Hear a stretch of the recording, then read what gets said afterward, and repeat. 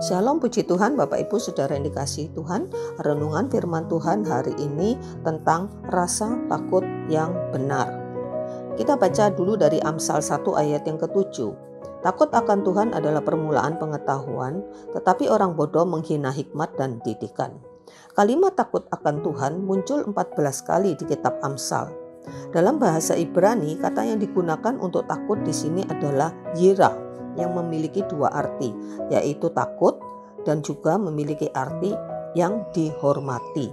Ada kata Yunani phobos yang artinya juga takut, tetapi takut yang tidak sehat, yaitu takut menerima hukuman dari Tuhan atau hukuman dari manusia. Nah, takut akan Tuhan adalah rasa takut yang benar, yang positif, yang baik, yang sehat, bukan rasa takut yang keliru. Misalkan seperti takut karena menghadapi hukuman, takut karena telah berbuat salah. Namun rasa takut yang benar adalah rasa takut yang muncul karena adanya hubungan kasih dan rasa hormat.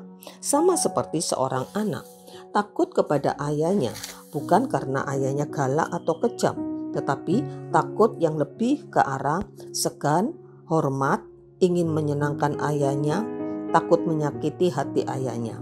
Inilah yang dimaksud dengan takut akan Tuhan di dalam Alkitab, yaitu rasa takut yang baik.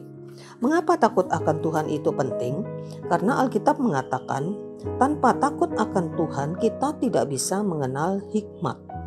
Karena dikatakan tadi di Amsal 1 ayat yang ke-7 bahwa takut akan Tuhan itu adalah permulaan dari pengetahuan.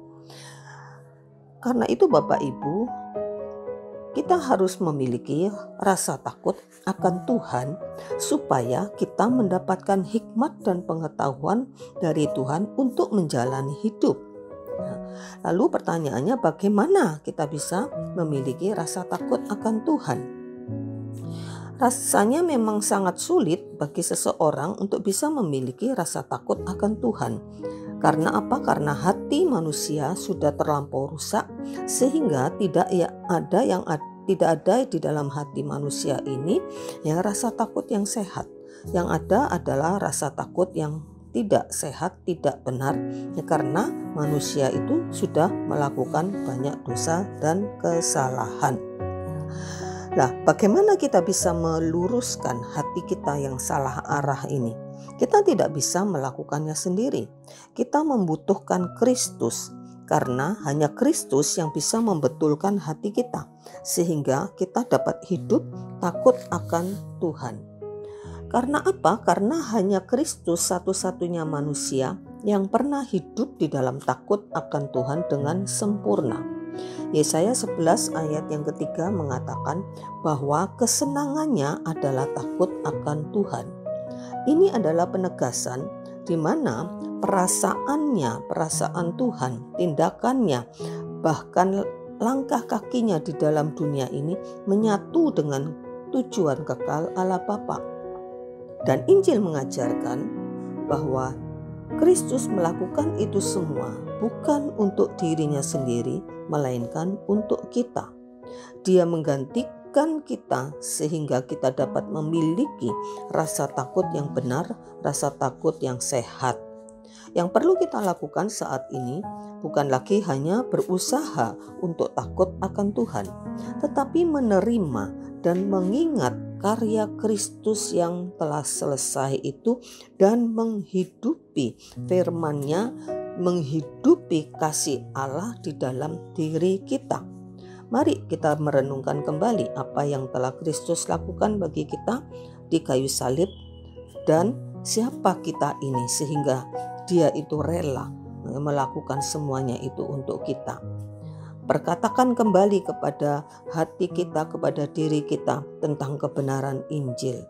Saat kita semakin sering ilhami atau memahami atau menghidupi kasih Kristus di dalam diri kita, maka kita akan semakin disadarkan betapa besar anugerah yang kita terima, sehingga kita akan makin merasa hormat, makin merasa segan, makin merasa mengasihi Tuhan karena apa yang sudah buat bagi kita, anugerahnya bagi kita sudah terlalu besar.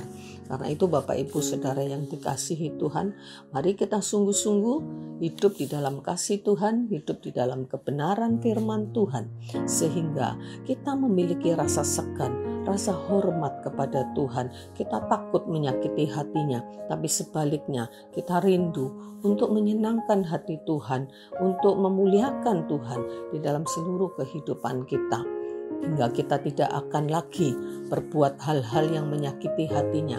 Kita tidak mau lagi melakukan hal-hal yang berdosa. Tentu itu akan sangat melecehkan pengorbanan Kristus yang sudah mati untuk membebaskan kita dari segala macam dosa dan kesalahan. Jadi mari lewat renungan pada pagi hari ini, ya kita selalu diingatkan akan kasih Tuhan, sehingga kita selalu memiliki rasa takut, atau tepatnya rasa hormat, rasa segan kepada Tuhan yang memang sudah melakukan banyak hal untuk kita, dan Dia layak untuk kita hormati, Dia layak untuk kita segani di dalam seluruh aspek kehidupan kita. Amin. Puji Tuhan, Tuhan memberkati. Mari kita berdoa. Terima kasih Tuhan Yesus, Engkau sudah mati bagi kami, menghapus segala dosa kami, melenyapkan rasa takut kami akan hukuman, karena Engkau sudah menanggung semua hukuman kami.